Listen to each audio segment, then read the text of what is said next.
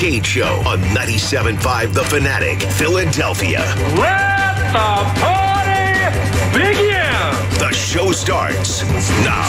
All right, we get rolling today, this Tuesday edition of the John Kincade Show. Here on 97.5 The Fanatic, and it's brought to you, the 6 o'clock hour, by our friends at Bradford White Water Heaters. Bradford White is here for the pro. I had a lot of hot water in the shower this morning. I needed it. Didn't get enough sleep last night. But I finally did go to bed at halftime of the basketball game because it was not holding my interest.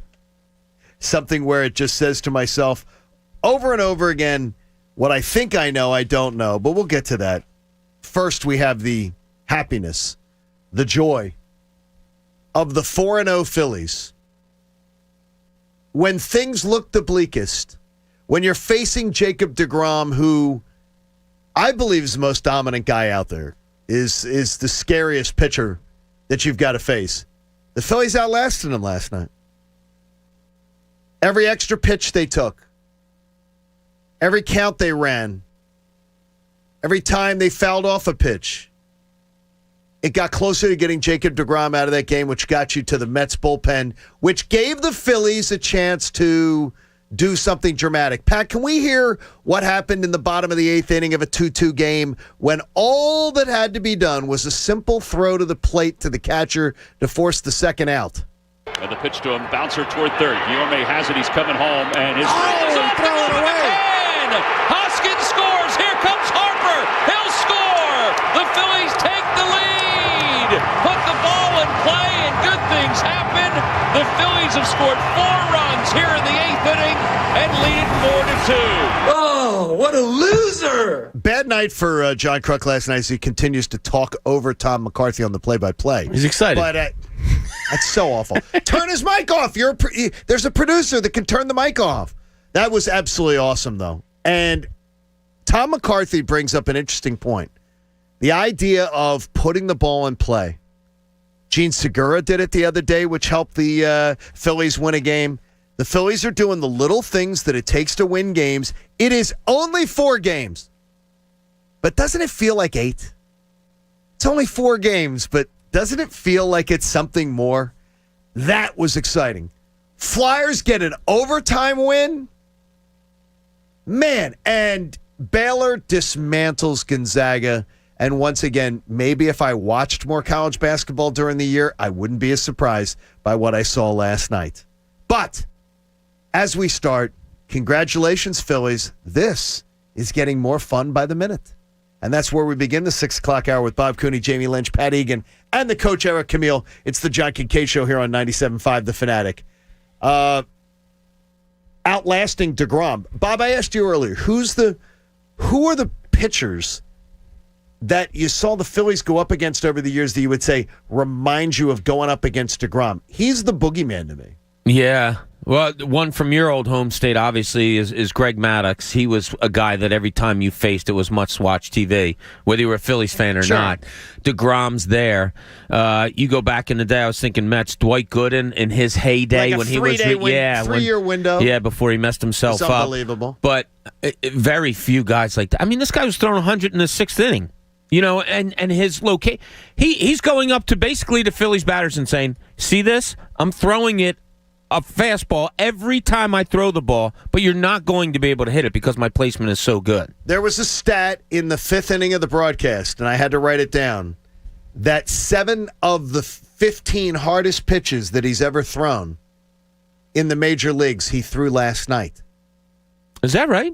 I didn't see that. On the broadcast, they talked about it. And I wrote it down when they said it, and I even rewound it. 7 of the hardest pitches he's ever registered on a meter. That's not good. Last night against the Phillies. That's not good because you're going to have to face him again this year. But guess what, though? It's one of the things, and it's this right now. Jacob deGrom to me, he is the boogeyman. He's the best pitcher in baseball. I think he's a machine. We debated yesterday, him and Garrett Cole. I'm probably going DeGrom most days. He's that good. Here's a stat for you. Jacob deGrom now has a 2.07 ERA since 2018. The Mets are 36-41 in those starts. That's disgusting. He must be I can't imagine how frustrating that is. Well, sorry. Here's something I brought up to John before you came in this morning, and I wonder if this kind of rings true with you guys, too. So you're a team, you're facing DeGrom. He goes 7 innings of pretty much unhittable You ball. won. Right, and then you bring in a bullpen. I mean, the bullpen has to look like they're throwing beach balls after watching that, right? Yeah. So his greatness might contribute to the bullpen looking so mediocre during a game. Maybe. And what did we see last year with the Phillies? You'd see a strong pitching effort. Yeah. It would get blown up by the bullpen. Yeah. Now, you never saw nobody threw That kills a team's morale. Nobody threw like DeGrom on the Phillies staff last year. But that is, Pat, that can be something that snowballs. Last night's loss can beat you twice. Because next time you go to the bullpen, you can think, is this going to happen again? Because you saw it last year. You lived it. I could not believe that the Mets manager pulled him after 77 pitches. And as soon as he did it, I thought, that's going to backfire. Like, there's a good chance of that backfire. Because there's no doubt that Jacob deGrom probably would have went 8, if not 9, because he was dominating the Phillies so much. And they pulled him. And they even said that they wanted him 100 pitches. No. It's that before the game, though, they were talking about they wanted him back this weekend. And I thought they had said 84. Now, I may have heard that. They said 100. Yeah, I thought I heard Really? Kruk say that they said 100. Wow. Well, I mean, 77 is... He's their Gabe Kapler now, Rojas. I mean, that is... You love to see it. No, you do. But the thing is, though, a bullpen going bad, this would be something that could really, really help the Phillies if we can see it happen 2 or 3 more times in April. Because I do believe that snowballs. I do, too. That More than any other sport, John. Baseball, I really believe things snowball. I do. There's such a mental part of the game, and I don't know if it's because it truly is something about the game or if it's the fragility of baseball players. Because I've always, and it may be incorrect on my part, it's just my assumption, dealing with professional athletes in my entire career, I've always thought the most mentally fragile, the thinnest egos, everything always was baseball players. Yeah, it's